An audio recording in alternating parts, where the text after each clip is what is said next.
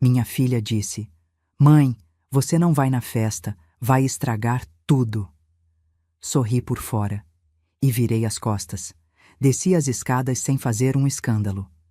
Na mesma noite, quando a música parou, o DJ anunciou um nome no microfone. E não era o dela. O sorriso dela sumiu. Sabe aquele momento em que você percebe que deixou de ser mãe e virou apenas uma carteira ambulante? Foi exatamente o que senti quando subi os 15 degraus do Espaço Magnólia, o salão de festas mais caro da Zona Sul de São Paulo, carregando uma caixa embrulhada em papel craft dourado, aquele que levei 3 lojas para encontrar.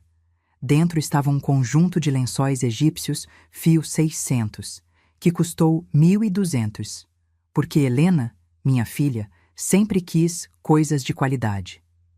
Eu estava a 3 metros da entrada quando ela apareceu, não com um sorriso, não com um abraço, mas com aquele olhar que toda mãe reconhece, o olhar de quem está prestes a te esfaquear com palavras. Mãe. A voz dela saiu seca, cortante. A gente precisa conversar, agora. Ela me puxou pelo braço até um canto do hall. As luzes douradas do lustre refletiam no vestido champanhe dela. Um tomara que caía com bordados em pedraria que eu paguei 8.500 para ela usar. O cabelo dela estava preso num coque elegante, maquiagem impecável. Ela estava perfeita. E estava me olhando como se eu fosse uma mancha na parede. Mãe, você não vai na festa. Levei 2 segundos para processar. Como assim, filha? Você vai estragar tudo com essa roupa cafona e esse jeito de velha carente. O Rodrigo e a família dele, eles são de outro padrão. Você não combina. O sangue gelou nas minhas veias. Tentei rir, porque pensei que fosse piada. Mas o rosto dela estava sério, duro, frio como pedra. Olhei para baixo, para o meu conjunto. Uma blusa de crepe bege com gola de renda, calça social preta, sapato de salto baixo.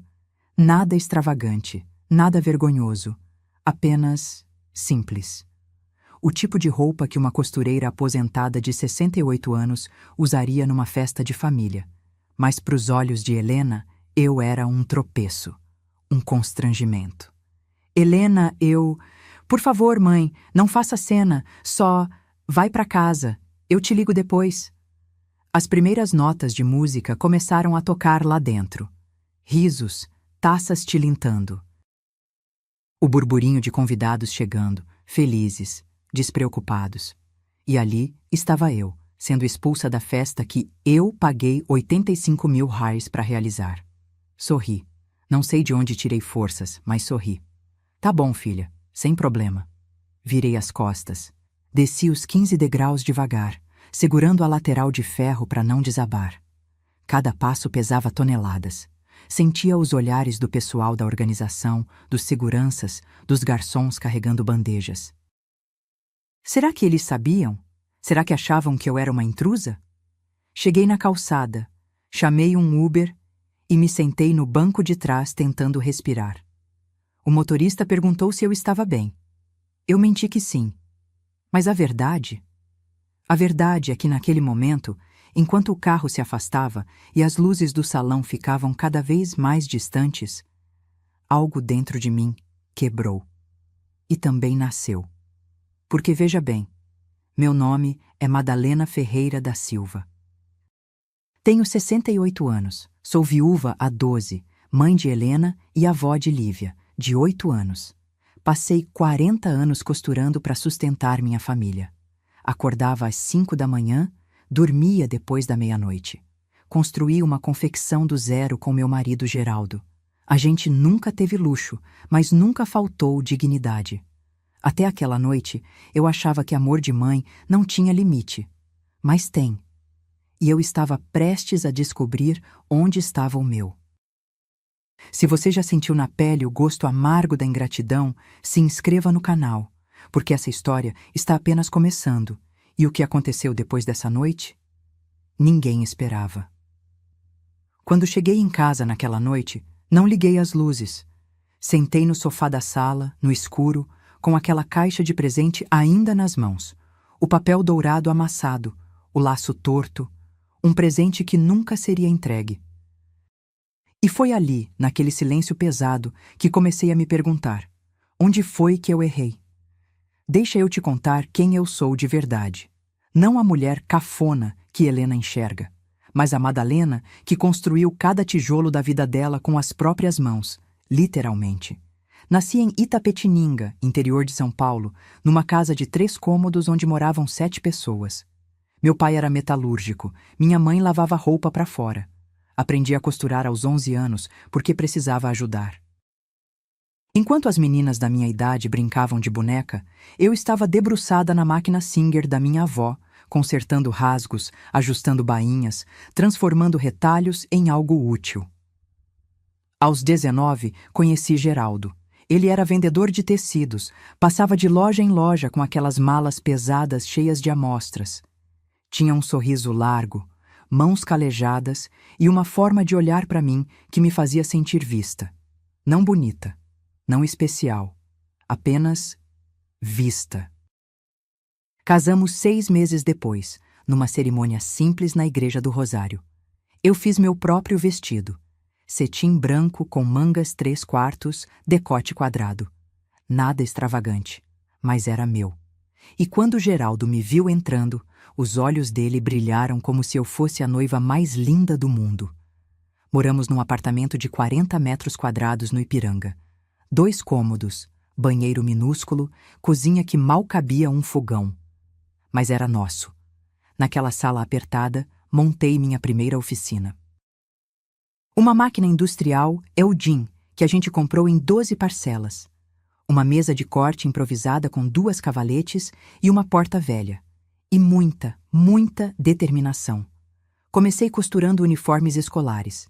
Depois, roupas sob encomenda. Vestidos de festa, conjuntos sociais, ajustes. Geraldo vendia meus trabalhos junto com os tecidos dele. A gente era uma dupla.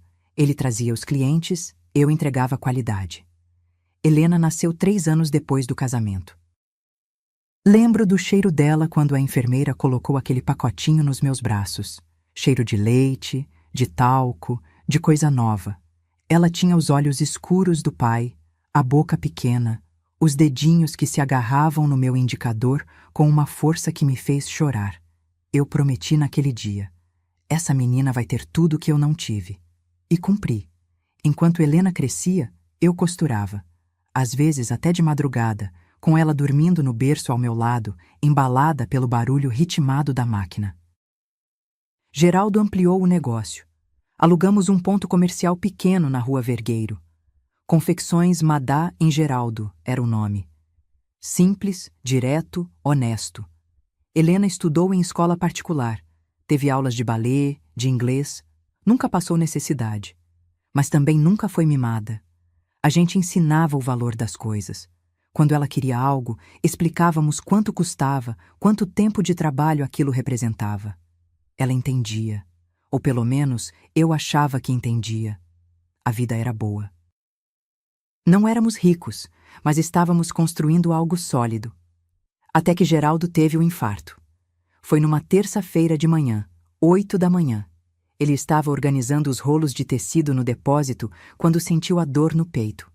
Tentou disfarçar aquele jeito teimoso dele, mas eu vi. Vi a palidez, o suor frio, a mão tremendo. Chamei a ambulância. Não deu tempo. Geraldo morreu no corredor do Hospital São Paulo, aos 62 anos, segurando minha mão. As últimas palavras dele foram: "Cuida bem da nossa Helena." "E de você também, Madá. Promete." Prometi. Depois do velório, depois do enterro, depois das contas que precisaram ser pagas e das decisões que precisaram ser tomadas sozinha, vendi a confecção. Foi dilacerante. 40 anos de trabalho transformados num cheque de 280 mil reais.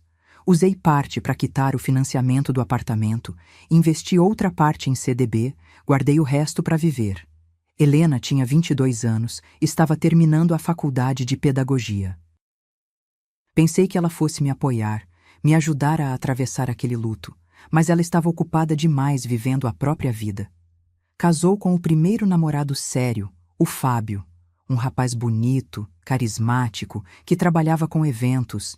Eu avisei que era cedo, que ela mal o conhecia. Mas Helena estava apaixonada. E eu, ainda anestesiada pela dor da perda, deixei. O casamento durou 2 anos. Fábio saiu de casa quando Lívia tinha 6 meses. Simplesmente fez as malas e foi embora, deixando um bilhete dizendo que não estava pronto para ser pai. Helena entrou em colapso. E quem segurou? Eu. Lívia praticamente morou comigo dos 6 meses aos 5 anos. Eu que acordava de madrugada quando ela chorava. Eu que levava no pediatra, que fazia papinha, que cantava para dormir. Helena ia e vinha, se encontrando, se redescobrindo, enquanto eu criava a filha dela. Não me arrependo. Lívia é minha luz. Mas Helena nunca agradeceu de verdade. Para ela, era obrigação. Mãe faz isso mesmo, ela dizia. Aí, há 3 anos, ela conheceu Rodrigo. Empresário, família tradicional, sobrenome pomposo. De repente, Helena começou a mudar. O cabelo foi alisado, as roupas ficaram mais caras. O vocabulário mudou. Ela começou a usar palavras como networking, lifestyle, branding pessoal. E começou a se envergonhar de mim. A primeira vez que senti foi numa reunião de pais da escola de Lívia. Helena me ligou no dia anterior. Mãe, não precisa ir não, eu resolvo. Insisti, disse que queria participar. Ela suspirou, irritada. Tá bom, mas não fala muito, tá? A mãe do Rodrigo vai estar lá. Fui. Fiquei quieta no meu canto, mas percebi os olhares de Helena, checando minha roupa, meu cabelo, minha postura, como se eu fosse uma bomba prestes a explodir e envergonhá-la. Depois vieram outras situações. Ela esquecia de me convidar para jantares. Não me apresentava para os amigos novos. Quando o Rodrigo vinha buscar Lívia, Helena inventava desculpas para eu não estar em casa. Eu engolia. Achava que era fase, que ia passar, mas não passou. E quando ela veio me pedir dinheiro para a festa de noivado, com aqueles olhos marejados, aquela voz chorosa, eu deveria ter desconfiado. Mas mãe não desconfia. Mãe acredita.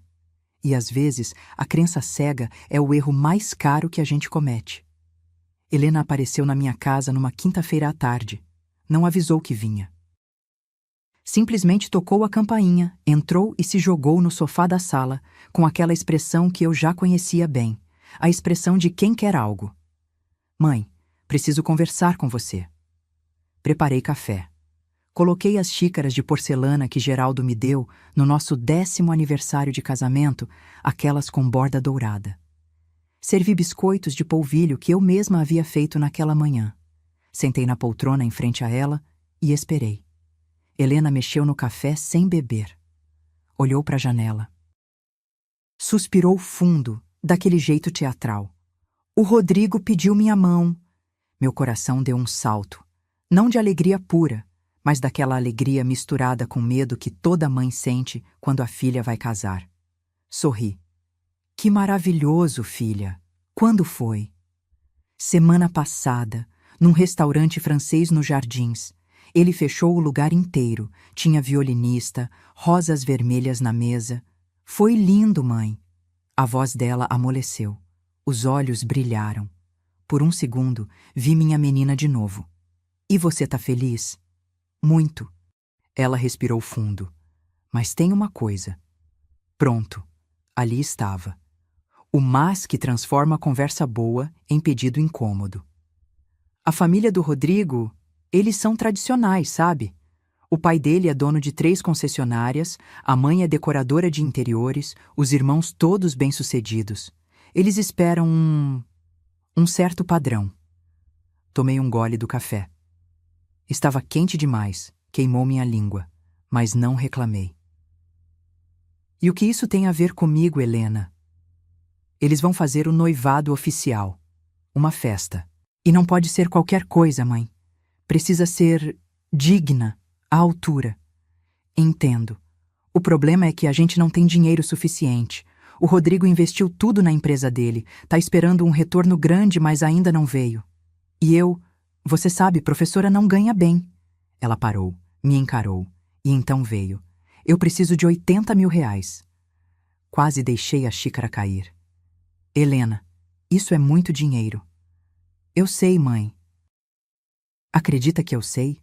Mas se eu não fizer uma festa à altura, a família dele vai pensar que sou qualquer uma.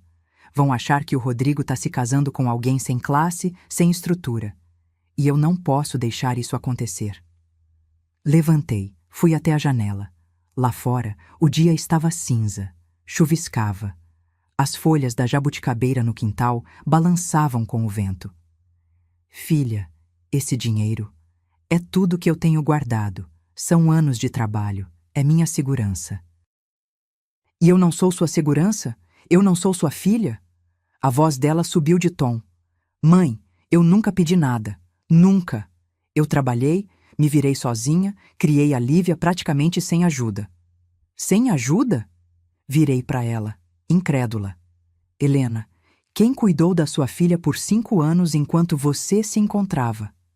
Ela desviou o olhar, mordeu o lábio. Não é sobre isso.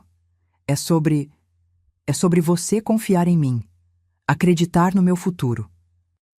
Se você me ama de verdade, se quer ver sua neta feliz num lar estruturado, num ambiente estável, você me ajuda. Ali estava, a arma mais suja. A Lívia sendo usada como moeda de troca. Respirei fundo. As mãos tremiam. Eu sabia que era errado. Cada fibra do meu corpo gritava que aquilo não ia acabar bem. Mas olhei para os olhos da minha filha, aqueles mesmos olhos que me olharam pela primeira vez há 34 anos, e cedi. Tá bom. O rosto dela se iluminou. Sério? Mãe, você é incrível. Eu vou devolver, prometo. Assim que as coisas melhorarem, assim que o Rodrigo receber o retorno do investimento, quero por escrito. Ela piscou surpresa. Como? Um documento, dizendo que é empréstimo, que você vai devolver, com data, assinatura, testemunha. Mãe, que desconfiança é essa? Eu sou sua filha. E justamente por isso preciso me proteger. Ou acha que confio mais em estranhos do que em você? Ela bufou, irritada, mas concordou. Transferi o dinheiro na segunda-feira seguinte. Helena assinou um papel simples, datilografado, 2 testemunhas, a vizinha Dona Carmen e seu Valdemar, do mercadinho. Ela mal olhou para o documento. Assinou rápido, como se fosse formalidade boba. Obrigada, mãe. Você não vai se arrepender. Mas eu já estava me arrependendo. Nas semanas seguintes, Helena me excluiu de tudo. Liguei para perguntar sobre o buffet. Mãe, já resolvi. Mandei mensagem perguntando sobre o vestido. Já comprei. Tentei opinar sobre a decoração. Mãe, você não entende dessas coisas. Cada porta que eu tentava abrir, ela fechava na minha cara. Até que, numa tarde, fui até a casa dela levar um bolo de fubá, o preferido da Lívia. Quando cheguei, encontrei Beatriz, a sogra de Helena, na sala, rodeada de catálogos, amostras de tecido, fotos de arranjos florais. Madalena, que bom te ver! Beatriz me abraçou com aquele jeito formal, educado. Que pena que você não virá à festa, né? Helena comentou que você tem um compromisso inadiável. O chão sumiu debaixo dos meus pés. Compromisso? Sim, uma viagem marcada há tempos, algo assim. Mas não se preocupe, a gente tira muitas fotos para você ver depois. Sorri, não sei como. Mas sorri, agradeci, deixei o bolo na cozinha e saí. No elevador, as lágrimas vieram. Incontroláveis. Silenciosas. Helena não tinha só me excluído das decisões. Ela tinha me excluído da festa. Da minha festa. E o pior, nem teve coragem de me contar pessoalmente. Foi ali, naquele elevador descendo 17 andares, que entendi. Eu não era mais mãe. Era apenas a patrocinadora. E quando o dinheiro acabasse, o que sobraria? Não voltei para casa naquele dia. Caminhei. Caminhei sem rumo pelas ruas do bairro, passando por lojas que nem via, por pessoas que nem notava. A tarde esfriou, o céu ganhou aquele tom alaranjado de fim de tarde paulistana, e eu continuava andando. As pernas doíam, a cabeça latejava. Mas a dor física era nada comparada ao buraco que se abria no meu peito. Quando finalmente parei, estava em frente a uma padaria. Entrei, pedi um café pingado, sentei numa mesa de canto. O lugar cheirava a pão francês quentinho e manteiga derretida. Sons normais. Gente normal vivendo vidas normais. E eu ali, tentando entender como tinha sido tão idiota. Peguei o celular com as mãos trêmulas. Abri o WhatsApp. Escrevi: Helena, precisamos conversar. Agora. A resposta veio 7 minutos depois. Mãe, tô ocupada. Depois a gente fala. Liguei. Chamou 5 vezes antes dela atender, e quando atendeu, a voz saiu irritada. Mãe, eu tô no meio de uma prova de vestido. Não pode ser depois? Não, não pode. Minha voz saiu mais firme do que eu esperava. Ou você vem aqui na padaria Estrela da Aclimação agora, ou eu vou aí na loja, e vou fazer a cena que você tanto tem medo que eu faça. Silêncio. Você tá me ameaçando? Não. Tô te dando uma escolha. Ela desligou. 23 minutos depois, Helena entrou na padaria. Estava impecável. Calça alfaiataria cinza, blusa de seda branca, escarpão nude, bolsa de couro legítima. O cabelo solto caía em ondas perfeitas. Ela era bonita. Sempre foi. Mas naquele momento, olhando para ela se aproximar com aquela expressão de quem está aborrecida por ser interrompida, percebi. Eu não conhecia mais minha filha. Ela sentou na minha frente, cruzou os braços. E então, o que é tão urgente? Encontrei a Beatriz hoje. O rosto dela congelou, só por uma fração de segundo, mas eu vi. E ela me disse que é uma pena eu não poder ir na festa, por causa do meu compromisso inadiável. Helena suspirou, passou a mão no cabelo. Mãe, eu ia te contar. Quando? Depois da festa? Ou ia deixar eu descobrir sozinha, como descobri hoje? Não é pessoal, é só que a situação ficou complicada. Complicada, repeti a palavra, deixando-a flutuar no ar entre nós. 85 mil reais do meu suor, da minha vida inteira de trabalho, e você me diz que a situação ficou complicada? Ela olhou ao redor, constrangida. Abaixou a voz. Mãe, não faz escândalo aqui. Quero meu dinheiro de volta.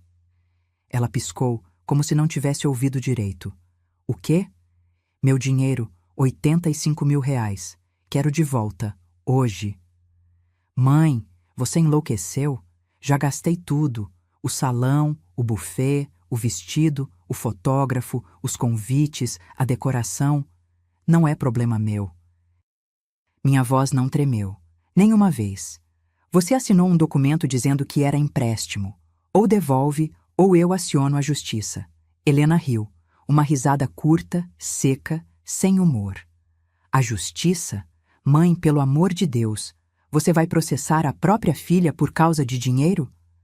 Não é por causa de dinheiro. Inclinei para frente, segurei o pulso dela. É por causa de respeito. Você me usou, me transformou em banco, e agora quer me excluir da festa como se eu fosse uma vergonha. Ela puxou o braço de volta. Você não entende. O Rodrigo e a família dele, eles são de outro nível. Eles têm padrões, expectativas. E você, mãe, com todo o respeito... Ela olhou para mim de cima a baixo. Você não se encaixa. As palavras entraram como facas. Não me encaixo. Não. Ela disse simplesmente, sem remorso. Suas roupas são antiquadas. Seu jeito de falar é interior. Você não sabe se portar em ambientes sofisticados. Ia ficar lá perdida, sem saber qual talher usar, fazendo perguntas constrangedoras, puxando conversa com gente que não tem nada a ver com você. Gente como a Beatriz? Exatamente como a Beatriz. Ela é decoradora, viajada, culta, conversa sobre arte, sobre vinhos, sobre arquitetura. O que você ia falar? Sobre costura, sobre novela? Cada palavra era uma bofetada. Você tem vergonha de mim. Helena desviou o olhar. Não é vergonha, é proteção. Tô te protegendo de passar por uma situação desconfortável e tô protegendo o meu relacionamento também.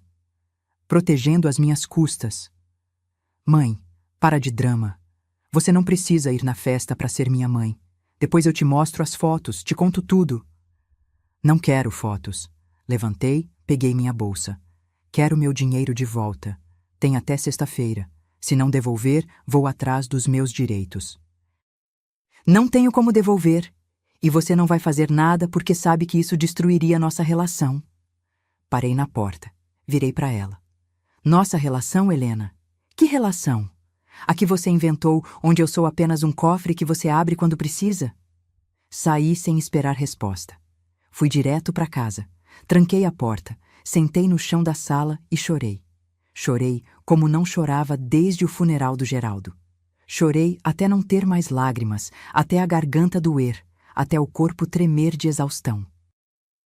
Mas quando o sol começou a se pôr, quando a sala ficou mergulhada naquela penumbra cinza do fim do dia, algo mudou. Levantei, lavei o rosto. Olhei para o espelho do banheiro. A mulher que me encarava de volta tinha olhos inchados, rugas profundas, cabelos grisalhos desgrenhados. Mas também tinha algo novo. Determinação. Helena achava que eu ia engolir calada, que ia aceitar ser humilhada e descartada como um trapo velho. Ela não me conhecia tão bem quanto pensava. Porque a Madalena que costurou 40 anos, que construiu um negócio do zero, que criou uma filha sozinha depois de enviuvar, que cuidou de uma neta quando a própria mãe fugiu das responsabilidades, essa Madalena não era covarde. Essa Madalena sabia lutar. E se Helena queria me excluir da festa que eu paguei, então eu ia entrar, do meu jeito, na minha hora. E quando eu saísse daquele salão, ninguém, especialmente minha filha, ia esquecer quem realmente mandava ali. Aquela noite não dormi. Fiquei sentada na cama, as costas apoiadas contra a cabeceira de madeira, olhando para a janela. Lá fora, São Paulo piscava suas luzes indiferentes. Carros passavam. Vidas aconteciam. E eu ali, sentindo como se tivesse sido atropelada e deixada sangrando na sarjeta. 3 da manhã. 4, 5. Quando o sol começou a clarear o horizonte, algo dentro de mim clicou. Levantei. Fui até o armário do quarto, aquele guarda-roupa antigo de mogno que Geraldo comprou num leilão há 30 anos. Abri a porta esquerda, afastei os casacos de inverno que raramente uso e lá, no fundo, estava o cofre. Um pequeno cofre cinza, embutido na parede, com uma combinação numérica que só eu sabia. 170362. A data do nosso casamento.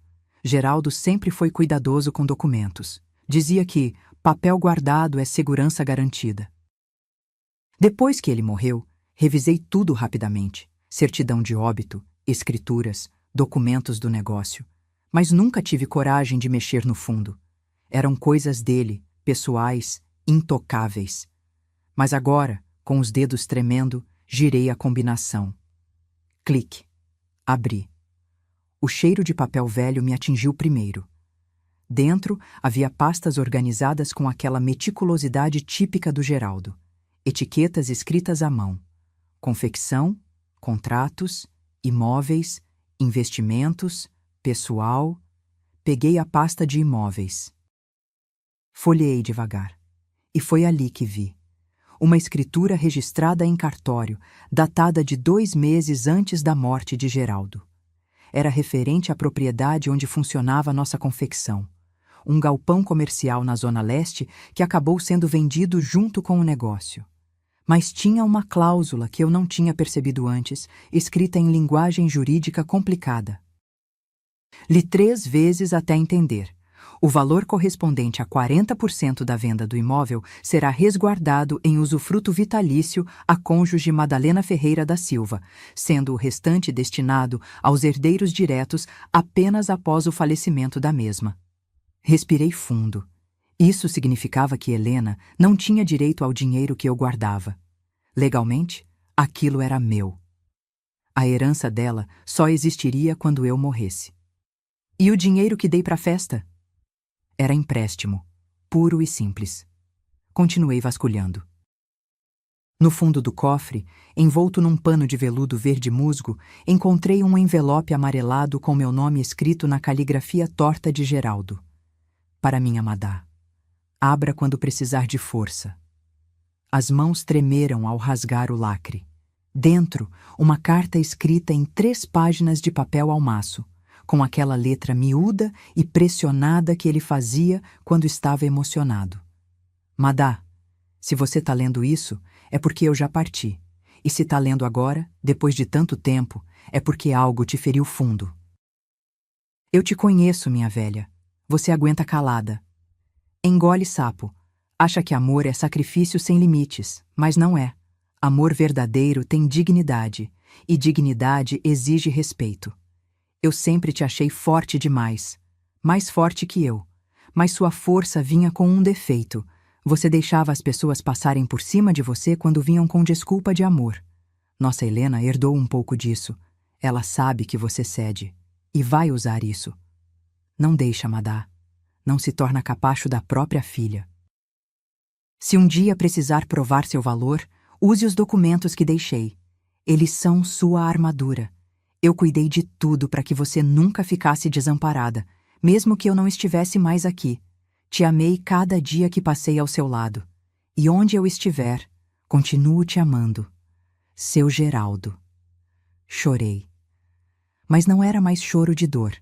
Era choro de raiva, de vergonha, de despertar. Geraldo tinha me preparado para esse momento. Ele sabia. Sempre soube que um dia eu precisaria me defender. E me deixou as ferramentas. Guardei a carta contra o peito. Respirei fundo.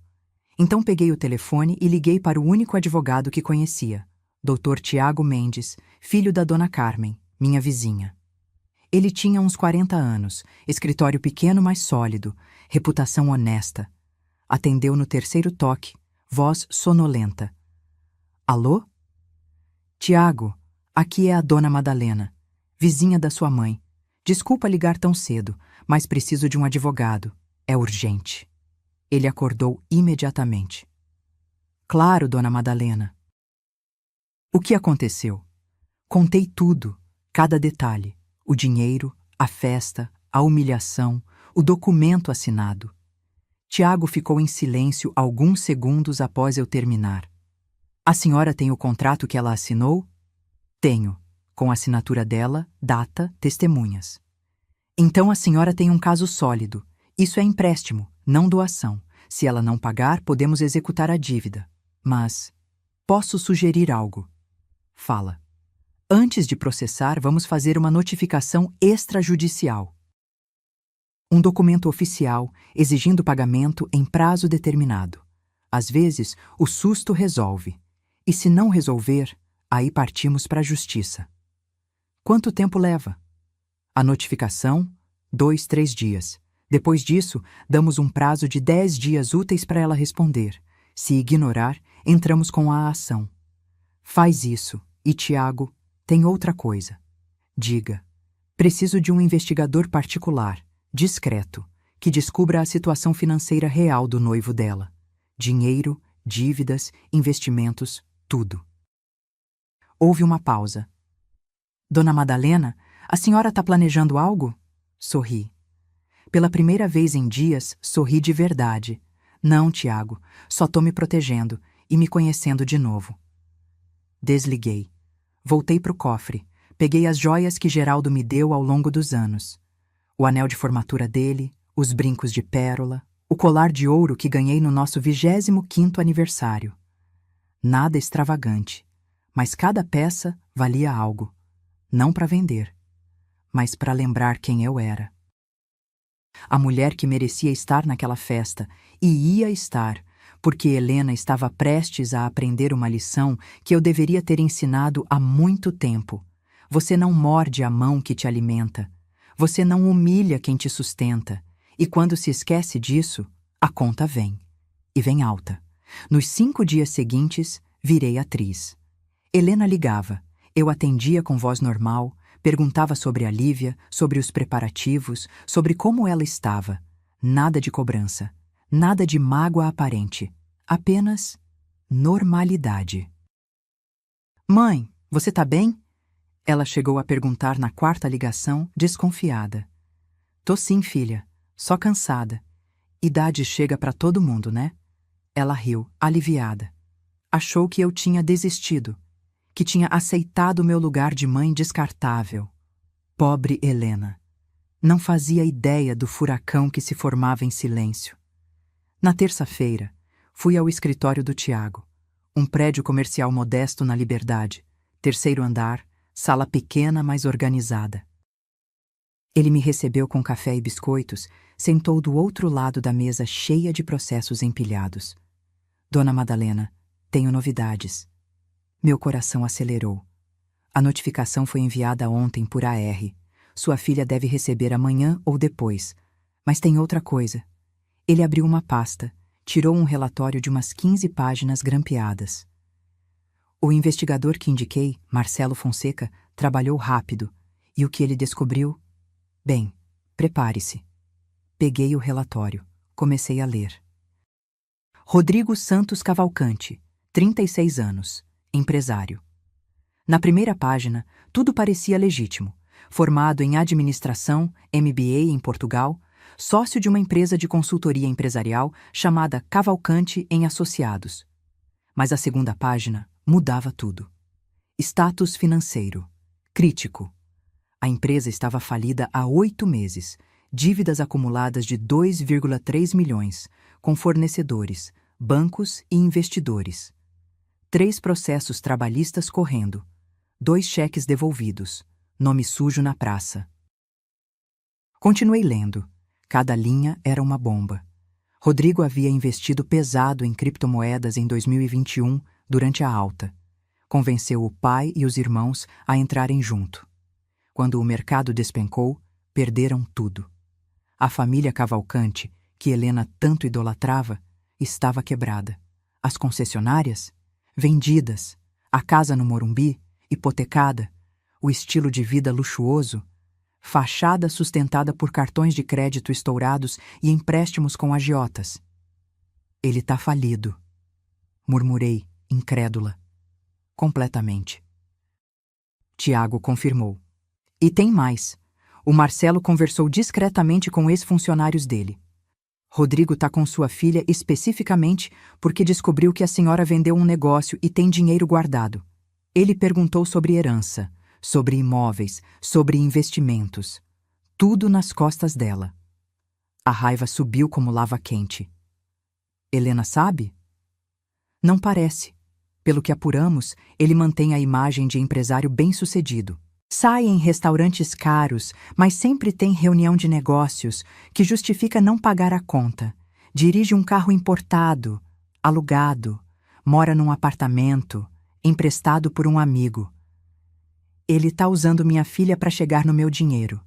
Exatamente. Fechei os olhos. Respirei fundo. Parte de mim quis ligar para Helena imediatamente, jogar tudo isso na cara dela, salvá-la desse golpista. Mas a outra parte, a parte ferida, traída, humilhada, pensou. Ela me chamou de cafona. Me excluiu da própria festa. Achou que eu ia me curvar. Tiago, quanto custa contratar o DJ da festa? Ele piscou, confuso. DJ? Pra quê? Confia em mim. 2 dias depois, estava sentada na sala quando a campainha tocou. Abri a porta. Era um motoboy com um envelope grande. Notificação extrajudicial. Assinei o recebimento. O rapaz foi embora. Não precisei esperar muito. 15 minutos depois, meu telefone explodiu. Helena. 47 ligações não atendidas. Helena. 23 mensagens. Mãe, o que é isso? VC tá louca? Notifica call judicial? Tá me processando? Liga pra mim agora. Desliguei o celular. Fui até o armário, tirei o conjunto que havia separado. Não era cafona. Era elegante, discreto, poderoso. Blusa de seda bordô com gola alta, calça preta alfaiataria que eu mesma ajustei perfeitamente no meu corpo, escarpin de salto médio preto. Provei. Olhei no espelho. A mulher que me encarava não era a Madalena derrotada de uma semana atrás. Era alguém que eu não via há anos, alguém que Geraldo reconheceria, alguém que não abaixa a cabeça. Na sexta à tarde, véspera da festa, recebi a ligação que esperava. Dona Madalena, aqui é o Fábio, do Espaço Magnólia. Oi, Fábio. A senhora me pediu para ligar quando o pagamento do DJ chegasse. Acabou de cair na conta. 3.000 reais a mais que o combinado com a cliente. Perfeito. Então tá confirmado? Ele segue meu roteiro? Sim, senhora. Às 22h30, exatamente como a senhora pediu. Obrigada, Fábio. Desliguei. Sorri. Helena tinha contratado DJ, buffet, decoração, fotógrafo, tudo com o meu dinheiro. Mas o que ela não sabia é que dinheiro compra lealdade. E quando você paga mais, a lealdade muda de lado. O DJ agora trabalhava para mim. O segurança da porta já tinha recebido 500 extras para me deixar entrar pela cozinha. O fotógrafo ia capturar cada segundo da minha entrada triunfal. Tudo preparado, tudo calculado. Sábado amanheceu com sol forte. Fiquei calma o dia inteiro. Tomei banho demorado, passei creme nas mãos, nas pernas, pintei as unhas com esmalte vermelho vinho. Prendi o cabelo num coque baixo, elegante. Coloquei os brincos de pérola. Às 20h45, pedi um Uber. O motorista, um senhor de uns 50 anos, me olhou pelo retrovisor. A senhora tá linda. Festa de família? Algo assim. Posso falar uma coisa? A senhora tem um ar de quem vai dar um baile em alguém hoje. Sorri. Pode ser. Quando o carro parou em frente ao Espaço Magnólia, o salão já estava radiante. Luzes douradas, música alta, riso de convidados bem vestidos entrando. Vi Helena passar pela porta de vidro, deslumbrante no vestido champanhe, sorrindo, o braço entrelaçado com Rodrigo. Ela achava que tinha vencido, que tinha me eliminado da equação. Mas a festa estava só começando. E quando as luzes se apagassem, quando o DJ pegasse aquele microfone, quando meu nome ecoasse pelas caixas de som, o sorriso dela ia desaparecer. E nunca mais ia voltar do mesmo jeito. Entrei pelo estacionamento dos fundos, exatamente como combinado. O segurança, um rapaz jovem de boné preto e colete refletivo, me reconheceu imediatamente. Acenou com a cabeça, apontou para a porta lateral que dava acesso direto às cozinhas. Ninguém mais me viu. Ninguém precisava. Ainda. A cozinha era um formigueiro organizado. Garçons circulavam com bandejas prateadas, canapés de salmão, bruschetas, taças de espumante. O cheiro de comida cara preenchia o ar. Molho de mostarda e mel. Queijos importados, camarões grelhados. 85.000 reais tinham comprado um banquete digno de realeza, com o meu dinheiro. Dona Madalena, uma mulher de avental branco, se aproximou, sorridente. Devia ter uns 30 anos, cabelo preso, maquiagem básica. Sou a Júlia, do buffet. O Fábio me avisou. A senhora quer ir direto para o salão ou prefere esperar aqui? Vou subir, mas devagar. Quero ver primeiro. Ela assentiu, compreensiva. Me guiou por um corredor estreito até uma escadaria de serviço. Subimos em silêncio. Meus saltos batiam no concreto, ecoando seco. Chegamos a uma porta discreta que dava para o segundo andar do salão. Uma área tipo mezanino com vista privilegiada para a festa. Normalmente usado pela equipe de som e luz. Perfeito. Fiquei ali, nas sombras, observando. E, meu Deus, era lindo. O salão estava transformado. Arranjos florais gigantes, rosas brancas, lírios, hortênsias, espalhados estrategicamente. Tecidos de seda drapeados no teto, criando ondas elegantes. Mesas redondas cobertas com toalhas de linho creme, guardanapos dobrados em formato de cisne, castiçais dourados com velas acesas. Um arco de flores na entrada onde os convidados tiravam fotos. luzes indiretas, banhavam tudo num tom dourado quente. Podia sentir o dinheiro escorrendo pelas paredes. Helena estava no centro do salão, cercada por um grupo de mulheres bem vestidas. Ela ria, gesticulava, exibia o anel de noivado. Um solitário que eu nem queria imaginar quanto custou. O vestido champanhe brilhava sob as luzes. Ela estava radiante, completamente à vontade. Como se tivesse nascido para aquilo. Rodrigo estava ao lado do pai. Um senhor grisalho, barriga proeminente, terno azul marinho impecável. Conversavam com outros homens, provavelmente falando de negócios, de investimentos, de coisas que homens ricos discutem em festas. Rodrigo tinha aquele sorriso fácil, confiante. O tipo de homem que convence qualquer um de qualquer coisa. Mentiroso. Beatriz, a sogra, estava sentada numa mesa lateral com outras senhoras da mesma idade. Todas perfeitamente arrumadas, cabelos impecáveis, joias discretas, mas caras. Conversavam, riam baixinho, bebericavam champanhe. A alta sociedade paulistana se divertindo. E então vi Lívia. Minha netinha estava num canto do salão com outras 3 crianças, correndo entre as mesas, rindo. Usava um vestidinho rosa claro com laço nas costas, o cabelinho castanho solto em cachos. Ela parecia tão feliz, tão alheia a toda a podridão escondida debaixo daquela superfície bonita. Algo apertou no meu peito. Será que eu estava fazendo a coisa certa? A dúvida durou 3 segundos. Então lembrei da cara de Helena me dizendo que eu não me encaixava, que ia estragar tudo, que minha presença era uma vergonha. A dúvida evaporou. Um garçom passou perto de mim com uma bandeja de salgados. Peguei um, mordi. Bolinho de bacalhau. Crocante, saboroso, recheio cremoso. Devia custar uns R$ 15 cada, multiplicado por 200 convidados. Mais um pedacinho da minha economia derretendo em bocas alheias. A música mudou. Algo mais animado. Casais começaram a dançar. Helena e Rodrigo abriram a pista, ela grudada nele, sorrindo, os olhos fechados como se estivesse no paraíso. Fotógrafos circulavam, capturando cada ângulo. Flashes estourando. Momento perfeito congelado para sempre. Momento construído com traição. Olhei para o relógio. 21h47. Ainda faltava. Mas eu era paciente. 40 anos costurando me ensinaram paciência. Você não apressa o acabamento. Não pula etapas. Vai ponto por ponto, linha por linha, até a peça estar perfeita. E essa revanche precisava ser perfeita. Desci da área de som e luz. Caminhei pelos corredores dos fundos até encontrar o banheiro feminino. Entrei, tranquei a porta, olhei no espelho. A maquiagem estava intacta, o batom vermelho vinho ainda perfeito, o cabelo preso firme, a blusa bordô sem uma ruga. Eu estava pronta. Lavei as mãos, respirei fundo. 3 vezes, dentro, fora, dentro, fora.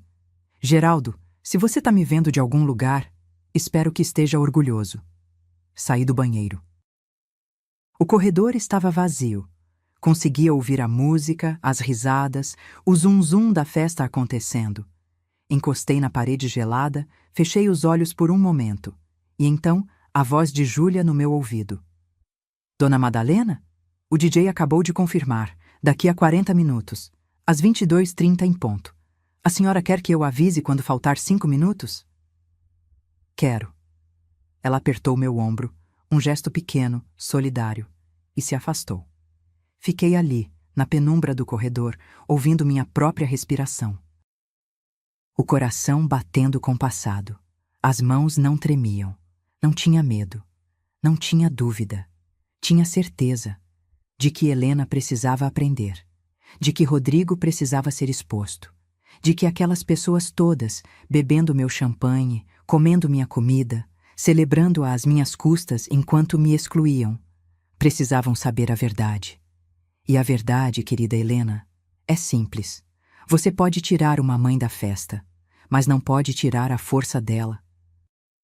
Não pode apagar a dignidade que ela construiu tijolo por tijolo, costura por costura, dor por dor. Eu carreguei você no ventre por 9 meses. Amamentei, embalei quando chorava, sequei suas lágrimas, paguei suas contas, criei sua filha quando você fugiu. E agora estava aqui, escondida nos bastidores da minha própria festa, esperando o momento certo de mostrar quem realmente pagava as contas. O relógio marcava 22h25. Júlia apareceu no corredor. Acenou. 5 minutos, Dona Madalena. Acenei de volta. Caminhei até a entrada lateral do salão. A mesma porta de vidro por onde os garçons entravam e saíam. Dava para ver tudo dali. Helena no centro, Rodrigo ao lado, Beatriz sorrindo, Lívia dançando. A música começou a diminuir. O DJ ajustou o microfone.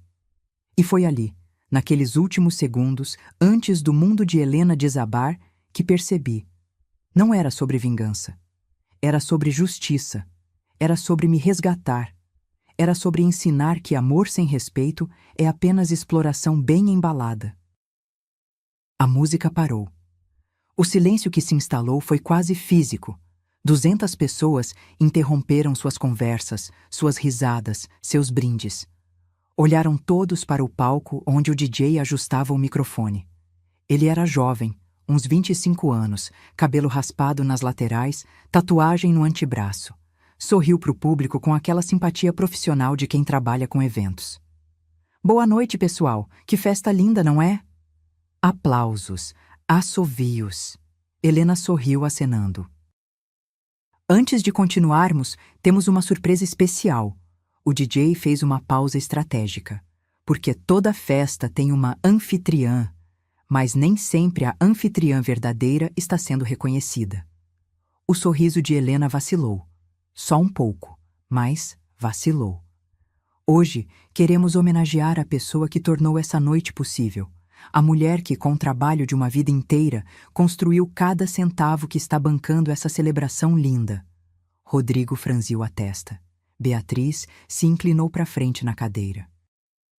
Por favor, recebam com uma salva de palmas bem calorosa. Dona Madalena Ferreira da Silva.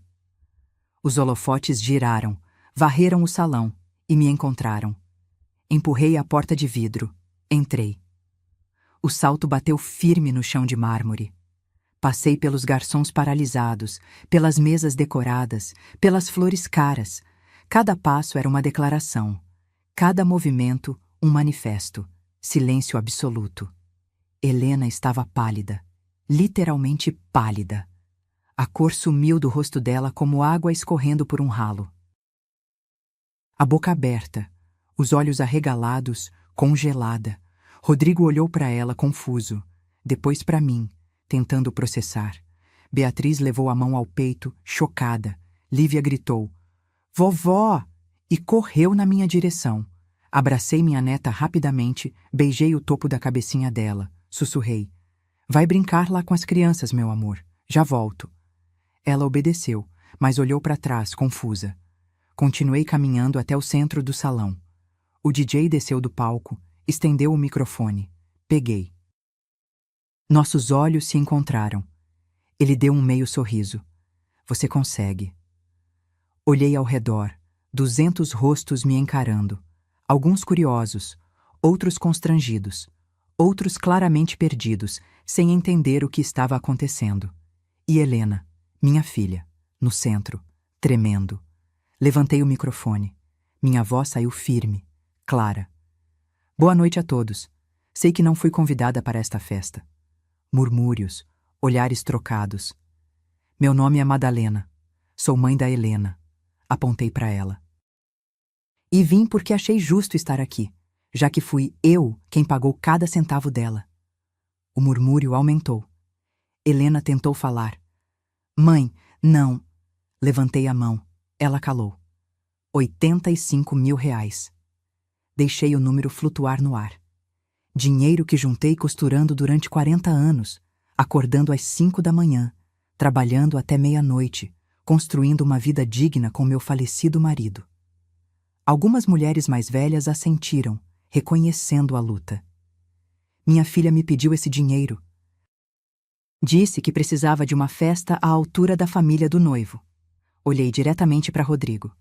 Que a família dele tinha padrões, expectativas. Rodrigo engoliu seco. E eu, como mãe boba que sou, dei. Porque acreditei que era para a felicidade dela. Minha voz rachinou um pouco. Não era teatro, era real. Mas depois de entregar o dinheiro, fui excluída de todas as decisões. Da escolha do buffet, do vestido, da decoração, de tudo. Helena estava chorando agora. Lágrimas borradas de rímel escorrendo. E sabe o pior? Uma semana atrás, descobri que nunca fui convidada, que minha própria filha planejava me excluir da festa, porque eu não me encaixava, porque minhas roupas são cafonas, porque meu jeito é de velha carente. Gaspes audíveis, senhoras tapando a boca, homens balançando a cabeça, desaprovando. Beatriz estava vermelha, não sabia se de raiva ou vergonha.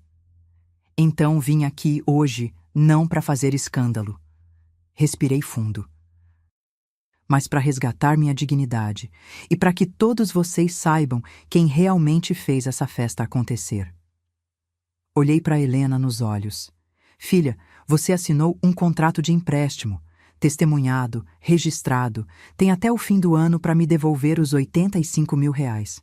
Ou vamos resolver isso judicialmente. Ela soluçou. Mãe, eu não tenho... Não é problema meu. Minha voz não tremeu. Você me usou, me humilhou, e agora vai aprender que mãe não é banco. Não é escada que você pisa e joga fora. Virei para o público. E já que estamos sendo honestos, olhei diretamente para Rodrigo. Acho justo que todos saibam uma coisinha sobre o noivo também. O sangue dele sumiu do rosto. Helena olhou para ele, alarmada. Abri a bolsa. Tirei o envelope que Tiago tinha me dado. 3 folhas impressas. Rodrigo Santos Cavalcante, empresário falido. 2,3 milhões de reais em dívidas. Empresa fechada há 8 meses. Nome sujo na praça. Caos. O pai dele se levantou da cadeira, apontando. Isso é mentira, calúnia! É verdade, continuei, implacável. E mais, ele está com minha filha porque descobriu que eu tenho dinheiro. Perguntou sobre herança, sobre imóveis, sobre quanto eu deixaria quando morresse. Helena virou para o Rodrigo, os olhos arregalados de choque. Rodrigo, diz que não é verdade. Ele abriu a boca, fechou, tentou falar. Não conseguiu. Beatriz desmaiou, literalmente desmaiou. Caiu da cadeira. 3 pessoas correram para socorrer. E ali, no meio do caos que eu tinha criado, no centro do salão que eu paguei, cercada por gente rica que me desprezava 5 minutos atrás, me senti livre. Porque a verdade dói. Mas mentira mata. E eu tinha acabado de ressuscitar. Beatriz foi levada para uma sala lateral. 3 mulheres abanando com guardanapos, alguém gritando por água, outra pessoa ligando para o SAMU. O tumulto tomou conta de metade do salão, mas eu não me movi. Permaneci ali, no centro, segurando o microfone, olhando para Rodrigo. Ele estava suando, grossas gotas descendo pela testa, manchando a gola da camisa social branca. As mãos tremiam. Tentou sorrir. Aquele sorriso sedutor de sempre, mas saiu torto, falso. Olha, isso tudo é um mal-entendido. Eu posso explicar. Explica então. Estendi o microfone na direção dele. Vai, explica para todo mundo aqui como sua empresa faliu. Como você perdeu o dinheiro da sua família inteira em Bitcoin. Como está morando num apartamento emprestado. Ele não pegou o microfone. Helena se aproximou dele, a voz saindo estrangulada. Rodrigo, pelo amor de Deus, fala que não é verdade. Fala que minha mãe está inventando isso tudo porque está com raiva. Inventando? Balancei os papéis. Aqui tem nome de empresa, CNPJ, processos trabalhistas, números de processos judiciais. Tudo público. Qualquer um pode consultar. Quer que eu leia em voz alta? O pai dele, ainda de pé, vermelho de raiva, avançou na minha direção. A senhora não tem o direito de vir aqui difamar meu filho. Isso é crime. Crime é enganar uma mulher para roubar a herança da mãe dela. Não recuei nem 1 centímetro. E se o senhor acha que tô difamando, me processa. Vai ser um prazer apresentar as provas em juízo. Ele travou. Olhou para o filho. A raiva foi substituída por algo pior. Decepção. Helena puxou Rodrigo pelo braço, quase gritando agora. Fala! Fala que não é verdade! Silêncio. Rodrigo olhou para ela, depois para o pai, depois para mim. E então, naquele momento que pareceu durar uma eternidade, os ombros dele caíram. É verdade. A voz saiu baixa, derrotada. A empresa faliu, eu perdi tudo e eu sabia que sua mãe tinha dinheiro guardado. Pensei que quando a gente se casasse... Helena soltou o braço dele como se tivesse tocado fogo. Você tá falando sério? A voz dela subiu 3 oitavas. Você tava comigo por dinheiro? Não, não é assim. Eu te amo, Helena, eu juro. Você me usou. Ela o empurrou. Ele cambaleou. Tudo isso foi mentira. As jantares, os presentes, as promessas. Helena, espera. Eu posso consertar, a gente pode... Ela arrancou o anel de noivado do dedo. Jogou na cara dele. O anel ricocheteou no peito de Rodrigo. Caiu no chão de mármore com um tlink pequeno, quase cômico. Rolou até parar perto do meu pé. Olhei para baixo. Era lindo. Solitário grande, cravejado. Devia ter custado uns 40 mil. Dinheiro que Rodrigo não tinha. Dinheiro que ele provavelmente ia pagar com o meu empréstimo depois do casamento. O pai de Rodrigo pegou o filho pelo braço. Vamos embora. Agora. Pai, Agora, Rodrigo. Eles atravessaram o salão em silêncio sepulcral. 200 pessoas observando. Ninguém falou. Ninguém se moveu. Só o som dos passos deles ecoando no mármore até desaparecerem pela porta principal. Helena estava parada onde Rodrigo a deixou, tremendo. As mãos cobrindo o rosto, soluços sacudindo os ombros. Parte de mim quis ir até ela, abraçar, consolar, dizer que ia ficar tudo bem. Mas a outra parte, a parte que tinha sido chamada de cafona, de velha carente, de inadequada, ficou firme onde estava. Helena. Ela tirou as mãos do rosto, me encarou, os olhos vermelhos, inchados, destruídos. Você me destruiu, mãe, na frente de todo mundo. Me humilhou. Não. Minha voz saiu calma, firme. Eu me resgatei. Tem diferença. Você podia ter me avisado, podia ter me contado em particular, mas não. Você tinha que fazer um show, tinha que me expor. Como você me expôs? Dei 2 passos na direção dela. Quando me disse que eu não me encaixava? Quando me proibiu de vir na festa que eu paguei? Quando inventou desculpa para Beatriz dizendo que eu tinha compromisso? Ela ficou em silêncio. Você me tratou como lixo, Helena. Como um estorvo que precisava ser escondido. E achou que eu ia aceitar quieta. Eu só queria uma vida melhor. Um homem que me desse segurança, que a Lívia tivesse uma família de verdade. E achou que segurança vinha de mentira, de status falso, de humilhar quem te criou? Ela desabou. Literalmente desabou. Os joelhos cederam. Sentou no chão, ali mesmo, no meio do salão, com o vestido de 85 mil espalhado ao redor dela como uma poça de vergonha. E chorou. Chorou como criança. Como quando era pequena e caía no parquinho e vinha correndo para os meus braços. Mas dessa vez, eu não me movi. Lívia apareceu correndo, assustada. Mamãe, vovó, o que está acontecendo? Abaixei até a altura dela, segurei os ombrinhos delicados. Adultos às vezes brigam, meu amor, mas vai ficar tudo bem. Vai brincar um pouquinho, tá? Daqui a pouco a vovó te busca. Ela assentiu, mas olhou para a mãe dela no chão, preocupada. Uma das convidadas, uma mulher elegante de uns 40 anos, se levantou e gentilmente levou Lívia para a área das crianças. Olhei ao redor. Metade dos convidados já tinha ido embora. Os que ficaram estavam em grupinhos, cochichando, olhando para nós. Alguns com pena. Outros com satisfação mórbida de quem acabou de assistir ao melhor drama da temporada. O DJ estava parado no canto, sem saber se devia voltar a tocar música. O buffet continuava intocado, comida cara esfriando nas bandejas. As flores continuavam lindas, as velas continuavam acesas, mas a festa tinha acabado fazia tempo.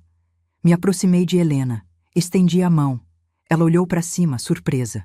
Levanta, com dignidade. Mãe, eu... Levanta, Helena. Ela pegou minha mão. Puxei. Ela subiu, cambaleante, o vestido amarrotado. Olhei nos olhos dela. Aqueles mesmos olhos que me olharam pela primeira vez 34 anos atrás. E sussurrei, só para ela ouvir. Você me deve R$85 mil. E me deve um pedido de desculpas de verdade. Não hoje. Hoje você não está em condição.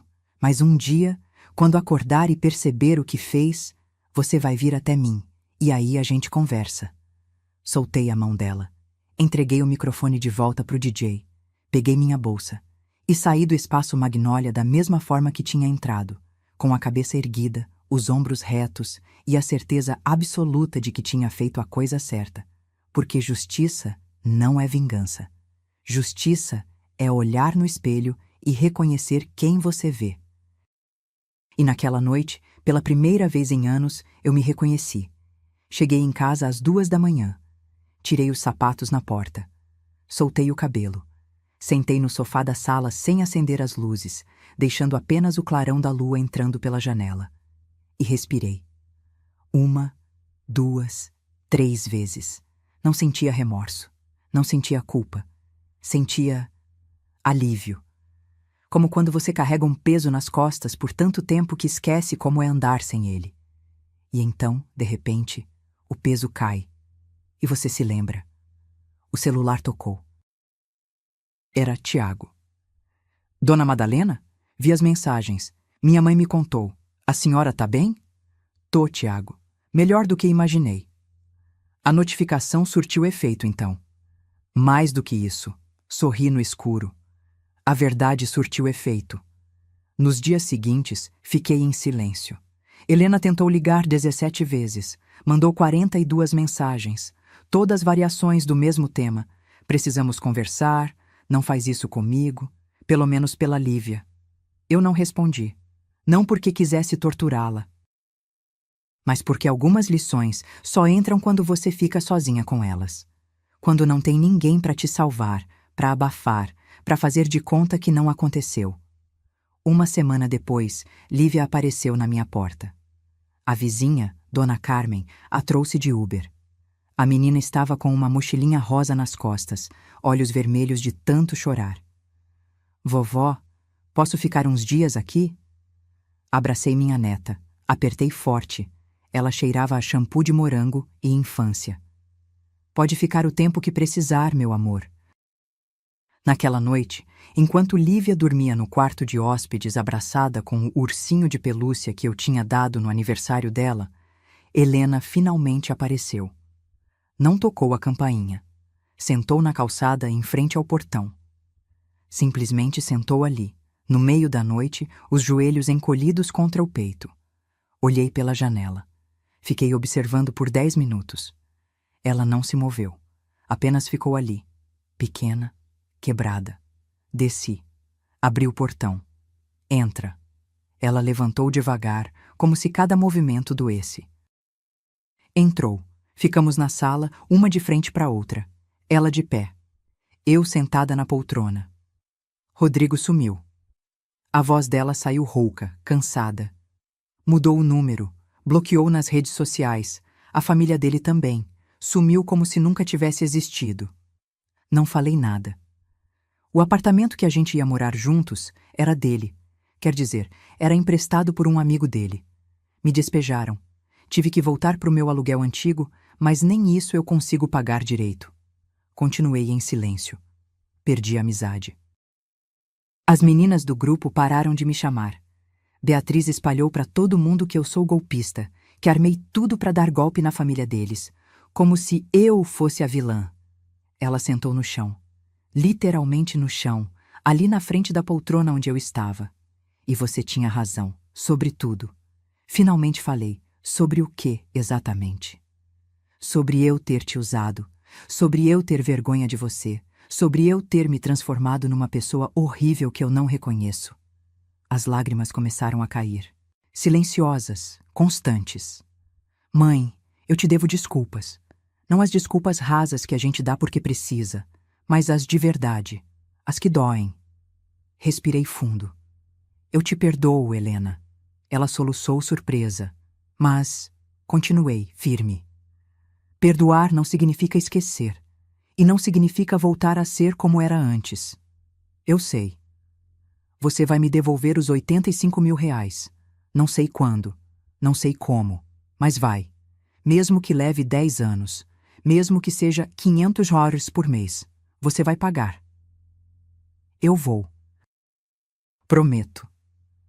E mais importante que o dinheiro, inclinei para frente, segurei o queixo dela, forcei-a a me olhar nos olhos. Você vai me respeitar. Nunca mais vai ter vergonha de mim. Nunca mais vai me esconder. Nunca mais vai tratar meu amor como garantido.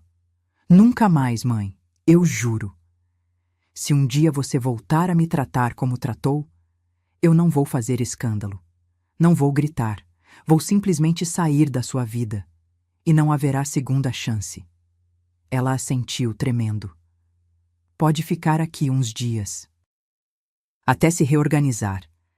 Mas vai dividir as contas. Vai fazer sua parte na casa. Não é hotel, é lar. E lar se constrói junto. Tá bom. Aquela noite foi a primeira de muitas conversas. Conversas de verdade.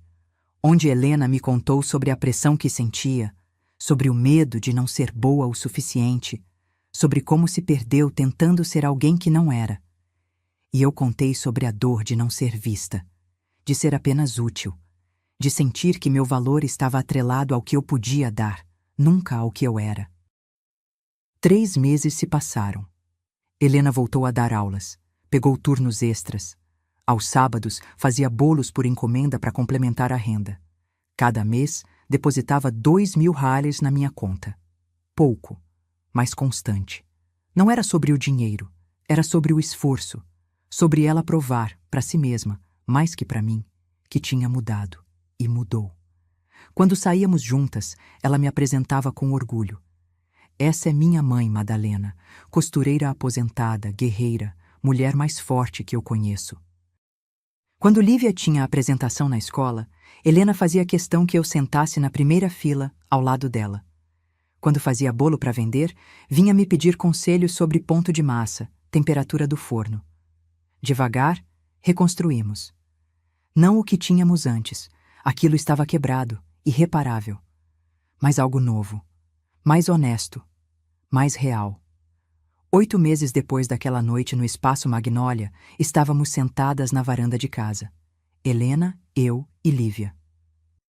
Tomando limonada caseira, comendo pão de queijo ainda quente. Lívia estava desenhando no chão. Helena olhava o pôr do sol. Mãe? Obrigada. Olhei para ela confusa. Por não ter desistido de mim. Por ter me dado o choque que eu precisava. Por ter me ensinado que amor verdadeiro não é deixar a pessoa fazer o que quer, é mostrar quando ela está errada. Segurei a mão dela. Filha, eu nunca vou desistir de você. Mas também nunca mais vou me anular por você. Ela apertou minha mão de volta. E eu nunca mais vou deixar você precisar fazer isso. O sol desceu atrás dos prédios.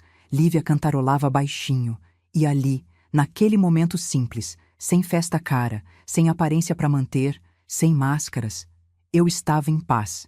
Porque no final, dignidade não é sobre quanto dinheiro você tem, ou que roupa usa, ou se você se encaixa nos padrões de alguém. Dignidade é olhar no espelho e respeitar quem você vê. É exigir que os outros também respeitem. E é ter coragem de se afastar de quem não respeita, mesmo quando essa pessoa é sua própria filha. Hoje, enquanto escrevo isso, já se passou mais de 1 ano daquela noite. 1 ano desde que entrei no salão que eu paguei e resgatei minha dignidade. 1 ano desde que olhei minha filha nos olhos e disse, não mais. E sabe o que mudou? Tudo. E ao mesmo tempo, nada. Ainda moro na mesma casa. Ainda tomo café na mesma xícara de porcelana. Ainda acordo cedo e rego as plantas do quintal. Minha vida não virou conto de fadas. Não fiquei rica. Não viajei o mundo. Mas me encontrei. E isso, descobri, vale mais do que qualquer festa de 85 mil reais. Helena depositou o último pagamento semana passada. Foram 15 meses de 2 mil, depois aumentou para 3 mil reais quando conseguiu um emprego melhor numa escola particular. 85 mil reais de volta, inteiros, com um pequeno acréscimo que ela insistiu em pagar como juros do coração, como ela mesma chamou. Tentei recusar. Ela não deixou. Mãe, isso não é sobre devolver dinheiro, é sobre devolver respeito, dignidade, confiança, e essas coisas não têm preço, mas têm peso. Chorei quando ela disse isso. Abraçada com minha filha ali na mesa da cozinha, as duas derramando lágrimas no bolo de cenoura que tínhamos acabado de fazer juntas. Lívia entrou correndo, achou que estávamos brigando, ficou apavorada. Tivemos que explicar que eram lágrimas boas. Lágrimas de conserto, não de quebra. Ela não entendeu muito bem. Mas abraçou as duas a gente mesmo assim. Às vezes olho para trás e penso, e se eu tivesse ficado em casa naquela noite? E se tivesse aceitado a exclusão calada? Teria me poupado da exposição, da dor, da vergonha pública.